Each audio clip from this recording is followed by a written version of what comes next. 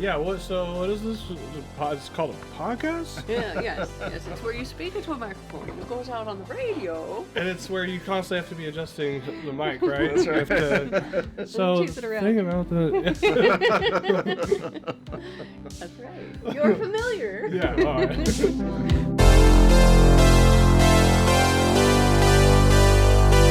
welcome to the Slab. We're Nathan and Angie. yes, Angie. yep. And we're here to talk all things videography. And you can view the video version of this podcast on youtube.com/@slabvisuals, or you can listen through your favorite podcast app that you have.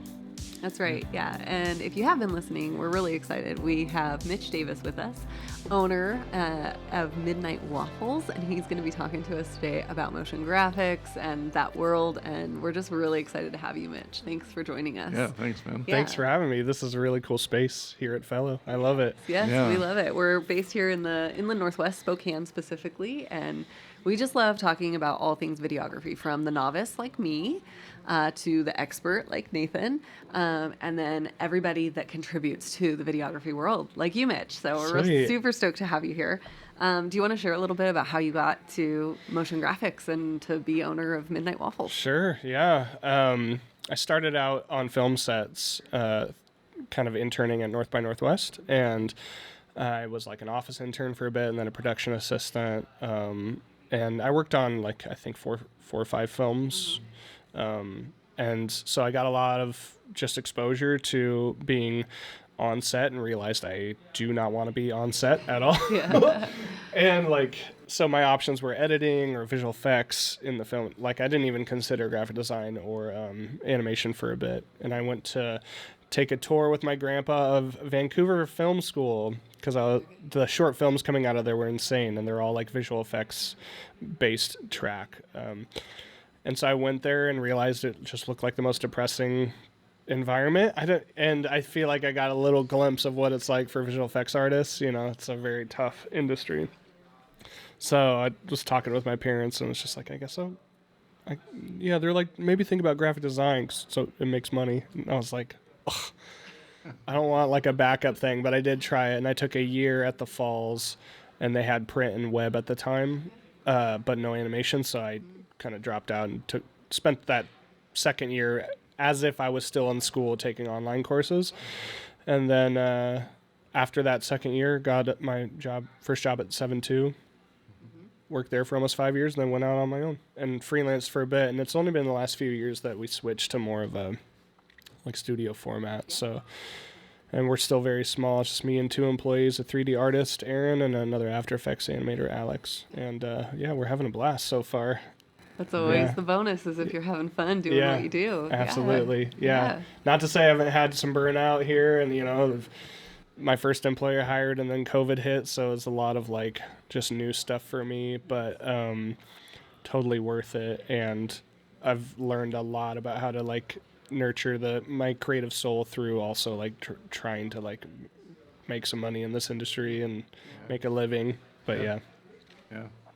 So can you give us, just kind of rolling back to talking about animation, because you said something really interesting when we were talking a minute ago about how, you know, you do motion graphics, but people don't really know what that is, that like the everyday, you know, Joe on the street. But if you say animation, then their ears perk up and they're like, oh, I get that. So talk a little bit about like like a 67-second like brief history of animation. Yeah. Well, it started when cavemen would like move sticks together. No, it's really like a limit to my knowledge of the history of it. But the big thing this was like long after my school, I had an animation mentor, and that was when I, you know, because we worked together, and I just learned a lot from him, and was like, maybe I want to like learn more about animation principles, because my 1 year at design school taught me about like Gestalt principles of design and framing and things like that. And then I knew some of my interest in film, the like principles of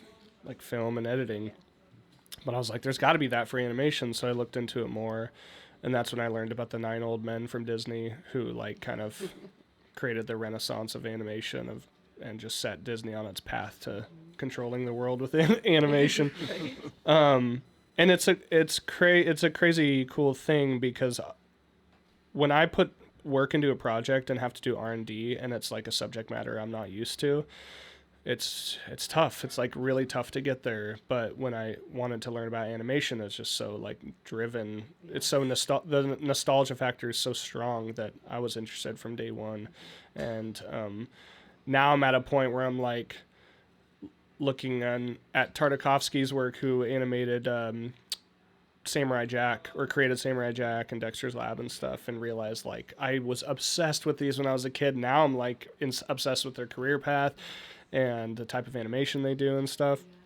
And his series Primal, by the way, on Max, if you haven't seen it, is awesome. It's something that I just am blown away by. It's like a incredible show don't tell storytelling all through animation, which is just painstaking. It's unbelievable that they do such an amazing job. But yeah, so my history just kind of starts with Disney and the 9 Old Men, and they created the 12 Principles of Animation. And The Illusion of Life by Frank and Ollie is a really good book. It's like a Bible.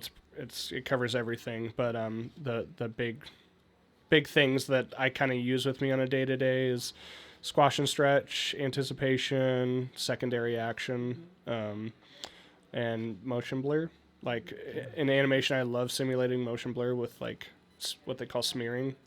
Like you're just like stretching an arm, like they would in Looney Tunes. It's such a cool like hack. But so it starts there, and then what was interesting to me in my research last night was how we got to motion graphics, and the fact that it started with title design is so interesting. So much of it was practical, and I really do want to look more into the genius that made like a computer program to do digital abstract like design through the computer, because I've noticed that I swear like 50% of motion graphics artists have both that like right and left brain. They're super creative and they're like super into coding and stuff, and that completely missed me. Like I absolutely hate coding, but there is a little bit of it. You just have to be at least comfortable with expressions in After Effects and seeing what certain code creates a result with your motion. But it's very like primitive and easy to understand within After Effects. But if you're having to like do complex coding to create scripts or whatever, it's so interesting that so many graphic artists actually are interested in the programming side. And so I have this hunch that the person that was like the pioneer of motion design on the computer is probably kind of a coding genius too. Yeah. So you mentioned like title design, and it kind of came out of there. What is, that sounds like that was kind of like the traditional use of like animation and motion graphics. I mean, would you say those terms are interchangeable, animation and motion graphics, or are they kind of, is motion graphics more like text based, or? I feel like they should be interchangeable. I don't think they are, and that might be because there's some gatekeeping between both communities, but and not like intentional, not malicious or anything, but just we like to separate ourselves into groups and have our own identities, so I understand that. But in motion design, I've noticed that if you consider animation principles and if you consider your art a piece of animation, you're finding more ways to express that uniquely instead of just sticking to the common motion design trends, which is a trap I've fallen into a lot. Like, oh, that's cool. I want to do this vaporwave style. Let's do it. Really, I don't have any other reason other than I just want to do what's like happening right now. And funnily enough, I think that's the reason that frame by frame, or celluloid, animation has like had a comeback, is because it was part of a trend like 5 years ago or something. Where it's just like, oh yeah, frame by frame is so hot right now. But then it got to the point where like the bigger agencies like Buck and Giant Ant and was it Golden Wolf? Anyway, like they're all like constantly doing frame by frame animation because they have like bigger budgets for just 30-second commercials. They'll just have a bunch of traditional animation, which is awesome. But on the flip side, like it's also very good to consider integration of motion graphics into an animated film. Like one of my favorite examples would be Remy's experience with eating food in Ratatouille, where he's like talking about what the cheese like feels like and what what the strawberry tastes like, and then together, and they hired this cool abstract animator to do just that sequence. He wasn't a part of Pixar or anything. To just kind of like, what does eating look and sound like? Like, what would it move like? And the way they did that is so brilliant. It's stuck with me for so long. It's just because it's a very strong concept and it's executed really well, and it's because they were able to be like, hey, we actually need like kind of a graphical approach to this. And I recently just finished one of my favorite sci-fi graphic novels so far. It's called Decorum, and they have, like most comic books, they have a writer, artist, and letterer, but in this they also hired a graphic design artist, and they just have so much like unique color work and integration of textures and really cool font treatments, and just the way that they like their layout. It's all so unique, and it really, like, if whatever medium you're in, whether it's film or comics or whatever, I feel like you should just be listening to the pulse of that medium and be like, doesn't need this, doesn't need motion graphics, doesn't need animation or whatever. So long story short, yeah, I think they're kind of the same. But yeah, I love that. Well, what comes to mind for me when I hear animation is kind of that older, like the Disney. Right. Disney comes to mind. Absolutely. And so I guess like I'm curious more about like the use cases, because those have evolved with motion graphics, right? Like it's like it's not just entertainment. It's not just for the movies and things like that. Like, what are the use cases now for motion graphics? Like, for people that don't know, like you've spoken a little bit about, I love that Ratatouille reference and stuff, but like, what are the other use cases for motion graphics? Gosh, they're ever expanding for sure. And it's a question I'm constantly trying to ask myself, even though I feel like we're constantly having like a lot of work. I'm very thankful for that, but I'm also trying to like see into the future. Yes. And so like, but the most common products we provide for clients are 30 to 60 second explainer videos for any sort of corporate need. And it could be a product, like say online accounting software. They want to be like, hey, here's how our product works. Here's what makes it unique and different from the competition. And all of it's very like nebulous. And so we get together and collaborate and like, okay, how do we actually make this clear to people in 30 seconds? Same can be done, and we've done this some like kind of not like political ads really, but like more political messaging where it's like you're trying to provide stats and here's the problem and here's the solution, and medical videos, could be 3D, which we've been trying to specialize in for the last couple years. But taking cross sections of buildings for real estate and things like that. But I would say the most common are just explainers, promoting a product or service. But what we love to do too is film work. So we've done some film titles, and we've done some work for video games and stuff too. Yeah, it's a blast. You can do so much. And what I was going to say about seeing into the future is this is something I already have my employees taking courses to be familiar with this, but it's a piece of animation software called Rive. Okay. And for the last,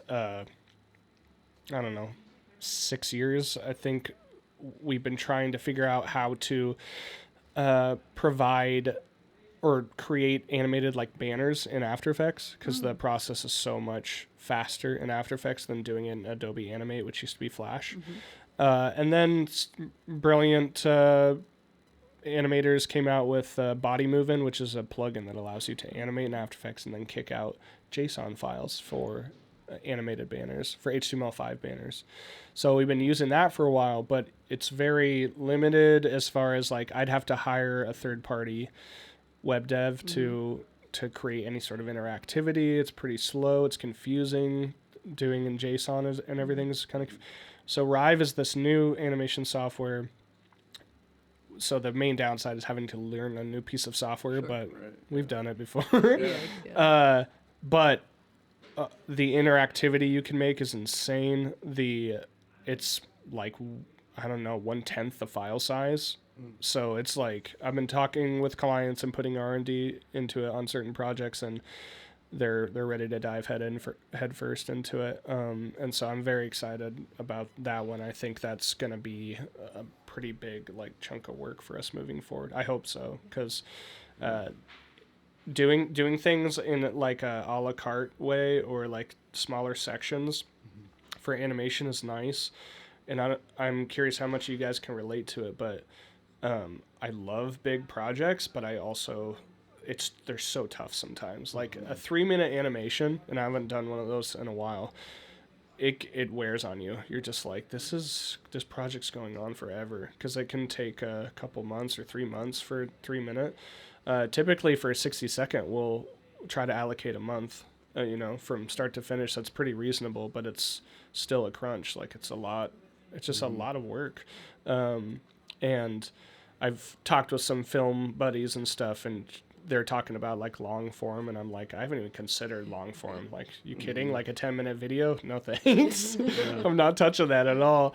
But so it is a different world to create that much content. I really resonate with what you're saying about how, like when they hire you to do that 30-second or 60-second explainer, like you're not doing like a I don't know, perfunctory thing. It's like they're hiring you for your expertise of taking ideas and making them easy to understand, kind of big concept or abstract ideas, and making them easy to understand and digest. And like, I totally get that, because there've been projects where we're like, how are we going to make this make sense? Like, they're talking about something that is either very niche or maybe not widely known to the public, and like, so how do we break this maybe complex story or complex subject down into something that someone's willing to digest, whether it's in a training video or if it's like a public, like a website public facing kind of video. Right. Yeah, absolutely. And you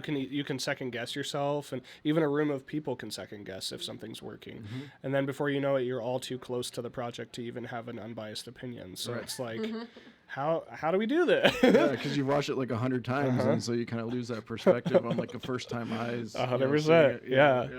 Two things I've done to help mitigate that problem. One is hire a copywriter, just to have some different messaging, because we've just been kind of doing that in-house, working with clients. They either write a script or we do, and that's not really my background. So passing that and bringing in like strong message, friend Joe Hager, he's a great writer. But the second thing is we started what I call live storyboard sessions. So we actually do our storyboarding on video calls together with clients.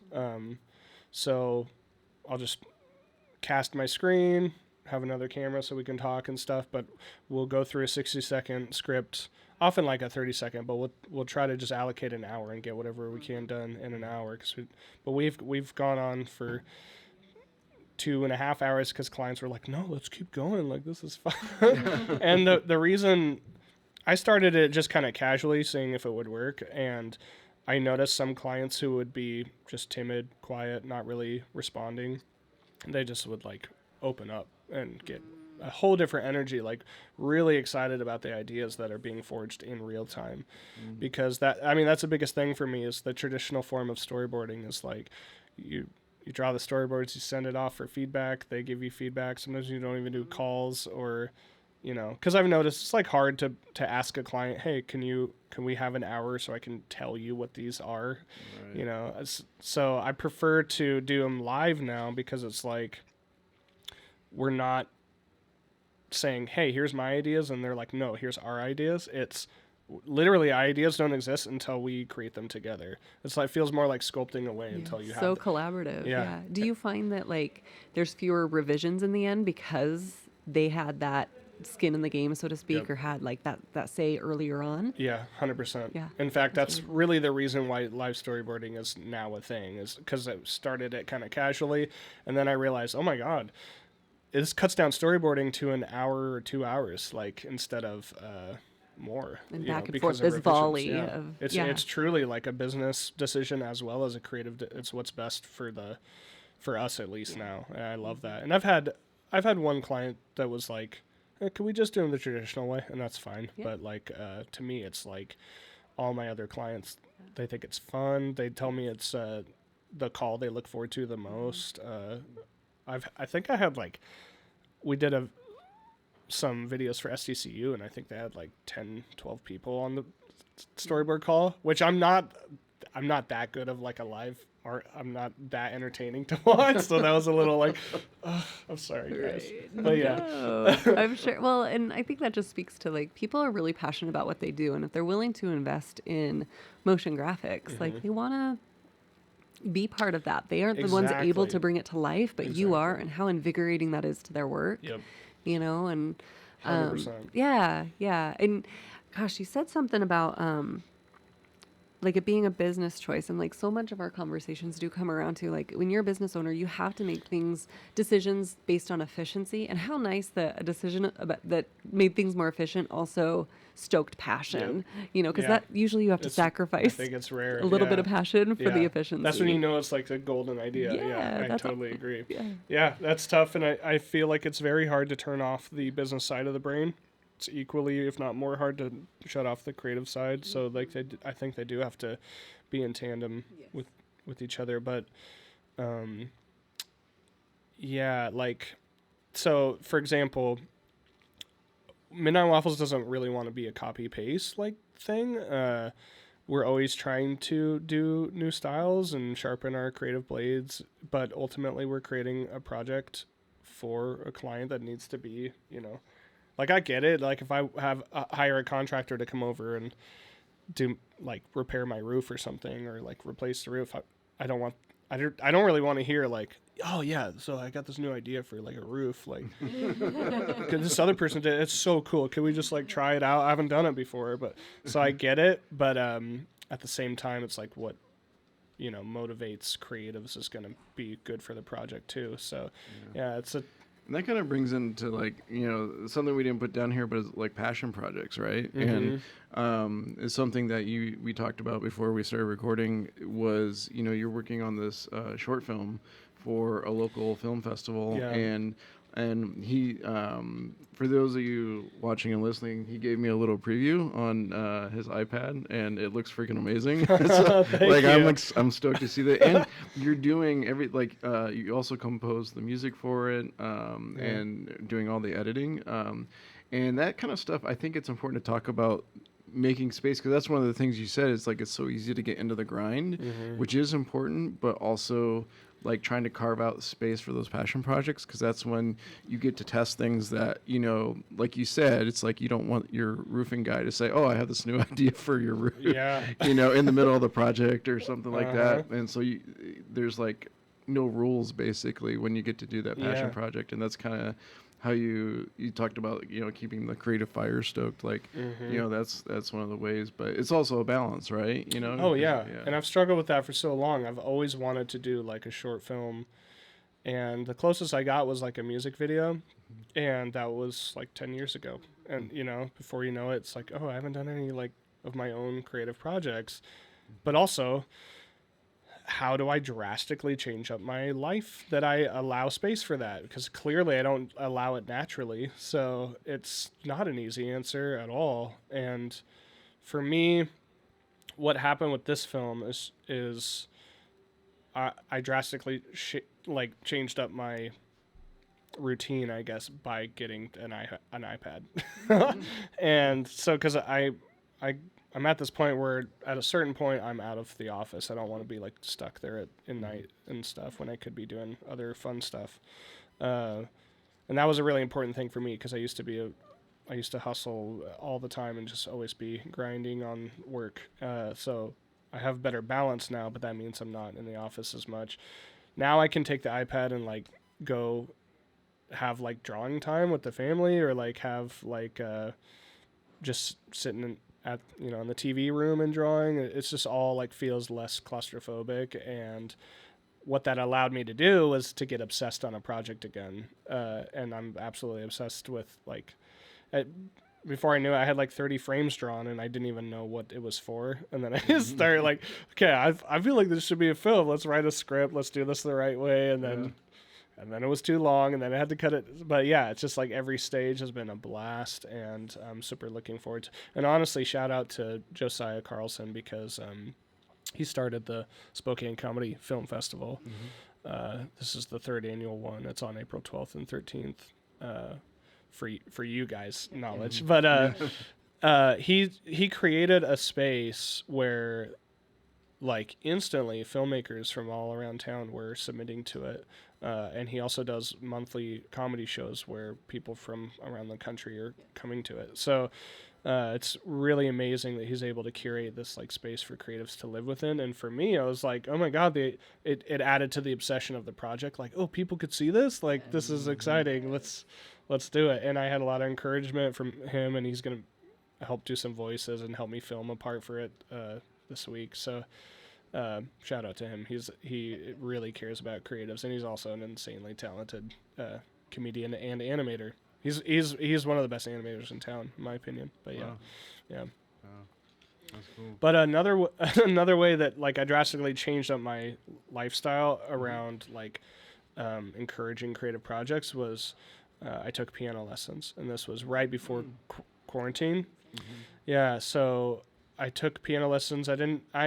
We had like a Craigslist piano in the house for a little bit, but other than that, I didn't have any music background, and took about 6 months of lessons with Brian Stewart at Music City, and learned a few songs, how to kind of read sheet music, and that was enough for me to kind of like find my voice on the piano, which led to me starting music production, which led to me like just being obsessed on that music project, and it's been an absolute blast. So that and I was kind of in a burnout phase at that point. So luckily I got to spend lockdown refining that side of me, and like playing the piano, improvising on the piano was like opening up a sketch pad for the first time again. I was like, this is so like new and fresh, and I'm allowed to be bad at it. And I'm also allowed to be good at it. Like, this is so cool.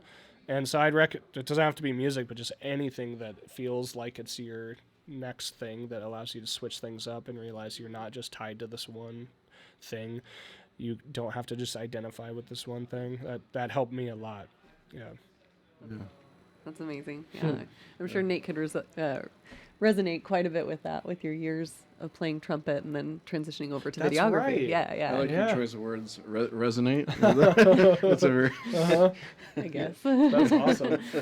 But I guess before we finish, I wanted to kind of get a perspective, because everybody's talking about AI now. Yeah. And, there's a lot of fear, there's a lot of frustration, there's a lot of, use cases. Like, what are you encountering, and what do you like foresee happening with motion graphics with the prevalence of AI and the growing popularity? I mean, it's definitely changing everything. I used to say it's definitely going to change everything, but it's already doing it. I'm definitely more timid, and I would admit almost like head in the sand about it. Like, part of me is like denying that it's here, because I don't want, and I've always had a little bit, at least in animation, and I've become a little less gatekeepy over the years, but I've had this kind of obsession of like, don't use like stock packs, don't use any assets that you didn't create fully, because just the early animator in me, an artist, is like a purist about it. But when you're creating commercial work, like if it matches what the client wants and it helps you get it done faster, like I've eased up over the years and used stuff like that. So at that point you can draw a line to AI, especially because like I do think AI is kind of beautiful in that it's only a collective work of like all of the great artists and writers and whatever filmmakers of our time, and before our time, and it's kind of more inspired than we can possibly be at times. Like, you could look at it like that, but it's not human. But it's made by humans, so there's a lot of it that's kind of beautiful to me. But then you see an artist kind of getting ripped off. You see like, oh, someone released a film in the style of Mobius, but Mobius is passed away, and nobody actually knows that this is Mobius's art inspiring this film. So you're like, what does it mean? This is crazy. This feels wrong. Yeah. So there's definitely a responsibility we have to it to learn enough about it and use it right and stuff.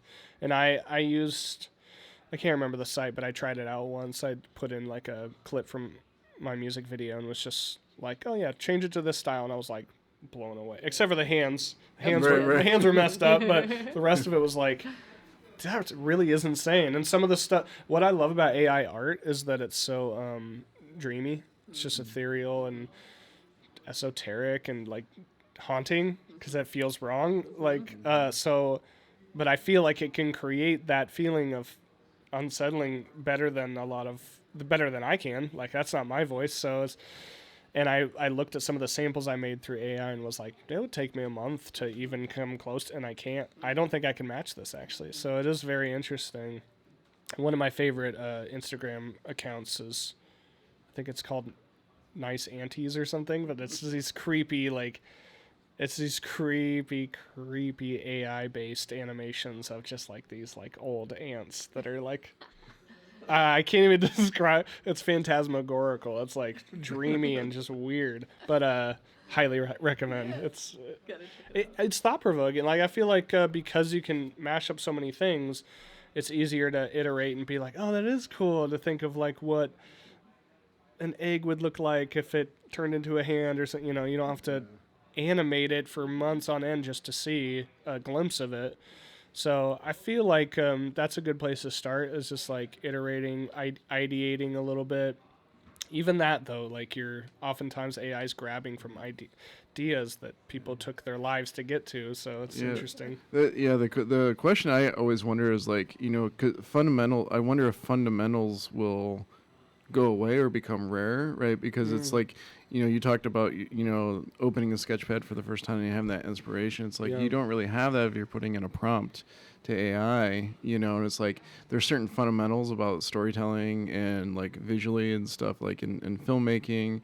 And, same with animation, is like, if you have somebody who is just, putting in prompts, like, they maybe won't understand the fundamentals, but then again, maybe it'll, breed like a whole new genre of like a certain style or vibe of visual content that we could never conceive of, because maybe we had those fundamentals. I don't know. I like my take on it right now is like it provides tools to get things done more efficiently, which frees us up to do other stuff. But on the other hand, I look at something like Sora, right, which is OpenAI's. So we're filming this in, if you're listening and watching, we're filming this in early 2024, and so they've been posting examples every day. They even recently did one with filmmaker, where they had filmmakers do Sora, and it's mind-boggling like how much they can accomplish. And it's like the filmmaker in me still wants to get like the pieces to mold and manipulate that a little bit more, so like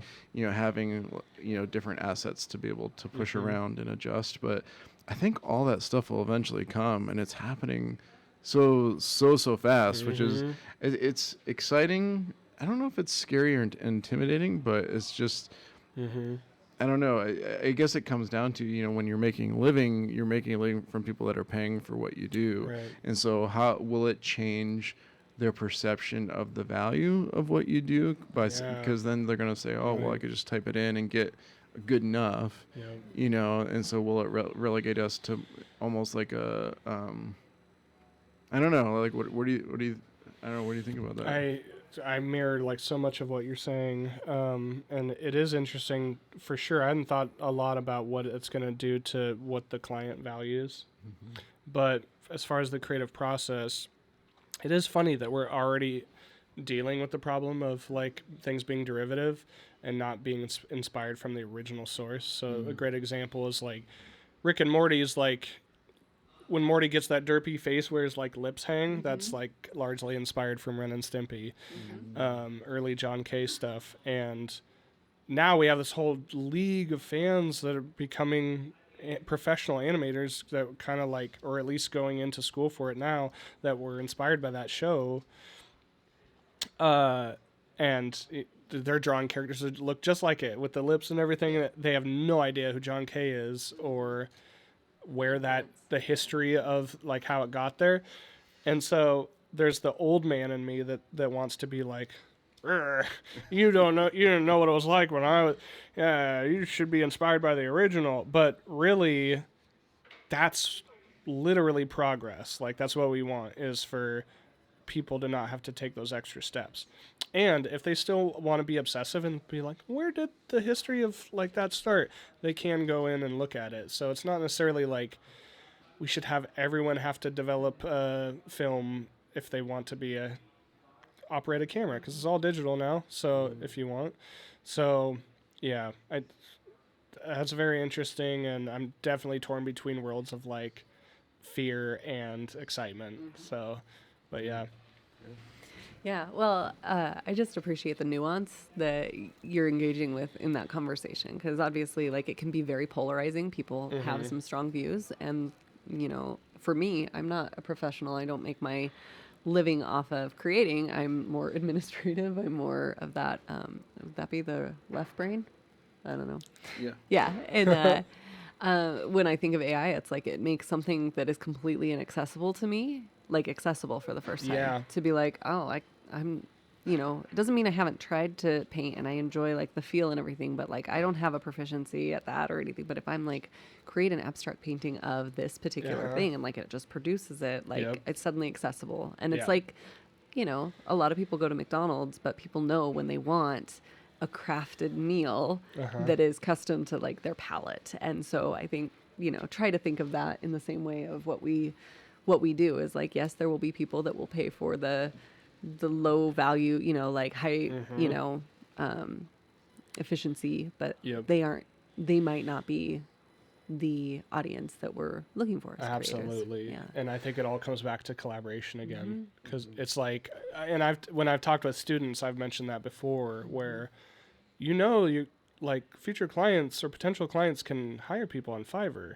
or they can, before that it was like working in third world countries or something, and like it just, and still it's done professionally, and so much animation, the in between frames are done in Korea because it's just like they're pumping them out.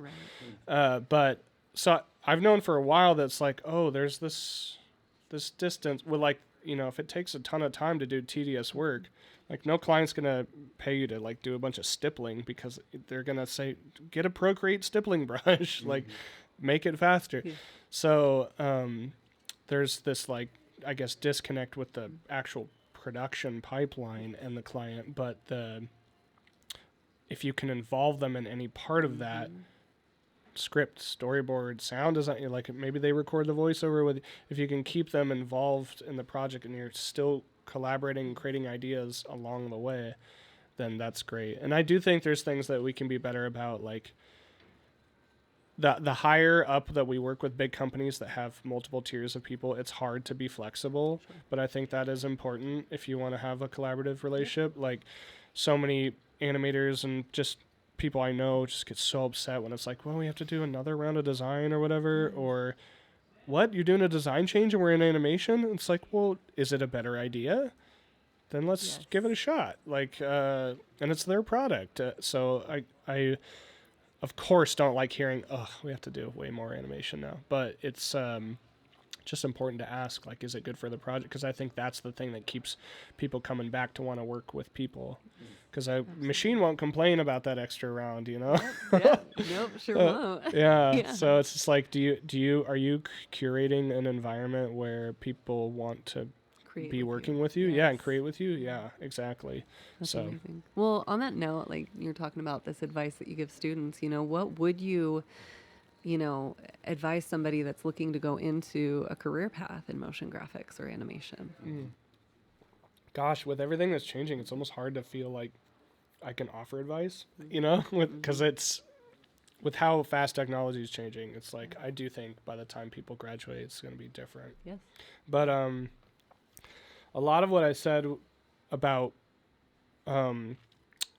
changing up your environment and finding something new ties into like inspiration and your, what I just call it, your creative soul. Like my biggest advice is just to take care of it, because it's literally impossible not to start developing some sort of issue with your creative flow, because in my opinion, because it's you're demanding it of yourself every day for money. And it's like, I'm not saying it's unnatural, but it's like you likely weren't doing that when you opened up a sketchpad when you were a kid. Right. You know, you weren't doing it for money and for a living. Right. So you're going to start to develop some weird feelings about it. And for me, I felt like a marionette at times, even though I'm my own boss. All my clients are also my bosses, and also I'm a tough boss if I'm my own boss. So you put a lot of pressure on yourself, and you have a lot of stress, and it's hard to find balance. All these things will happen, and you just want to know it's normal, but also don't just put your head down like I did and keep working. Like actually think about how you're feeling, what you're doing. Do you need to add a new hobby right now? Things like that, because it's obviously hard to start up a business and make money. And I'd say it's worth it if you're like really passionate. The sooner you can go into a business project, the better, because it can take a long time to ramp up, and you can lose. Like if I was starting my business now at 35, nope, I wouldn't have the energy to pull like late nights and stuff. I would just be like, it's not what I want. So if you're like new and you're a student and you're hungry, like go for it, but also just keep the essence of you, like why you got into it. Because there's also a lot of animators like to say like you're imitating life, and if you have no life, your animation's gonna suck. So I'm paraphrasing, I don't even know who I'm paraphrasing, but like it's true. Like a lot of the frames from my film were inspired from like a trip I took or road trip or whatever, you know. I just a movie I saw, and I'm kind of obsessed at this point about finding inspiration in rare places.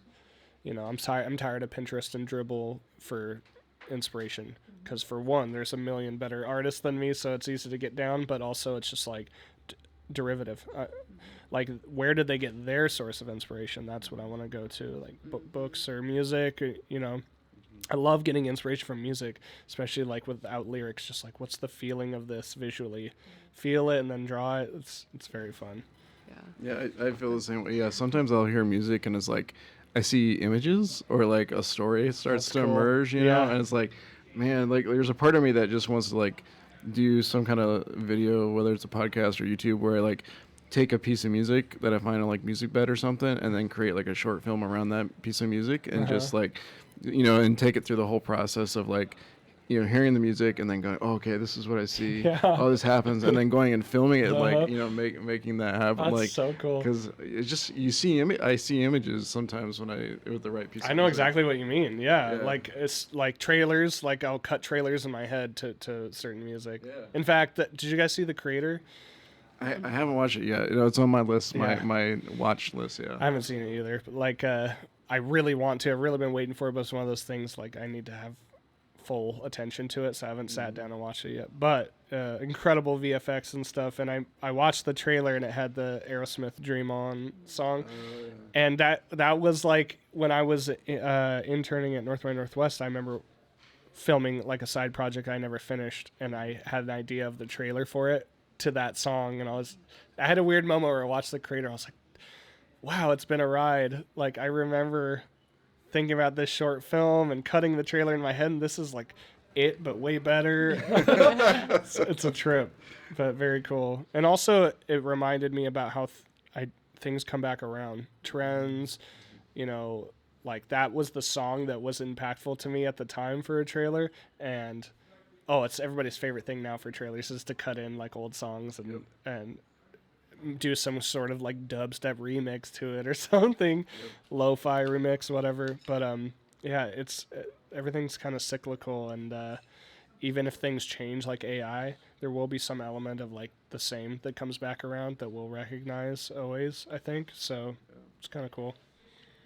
Mitch, thank you so much for coming on. Thank you, That's a guys. great note to finish on. And we're just so grateful for your time. Mitch Davis, owner of Midnight Waffles. Check out his work, check out his stuff. Where should they find you? We have an Instagram that we don't use, so you could go there. We got like 5 posts. But midnightwaffles.com is our website, and just go from there. Your reel is amazing that you Thank have you on so there. much. It's so fun to watch. A lot of I'd say like half the reel at this point is Aaron Rudder, our 3D artist. Awesome. He's done some great work for us too, so shout out to him. But yeah, thank you so much for the compliments, and thank you for having me. This is an awesome podcast, and I'm excited to watch it. Heck yes. Yeah. And if you are just listening, feel free to watch this online at youtube.com/@slabvisuals. And you can always send us questions or get in contact with us. Just email podcast@slabvisuals.com. We're super stoked that you joined us as well, and hope to have you join us again. Thanks. Yep. Go out and create something.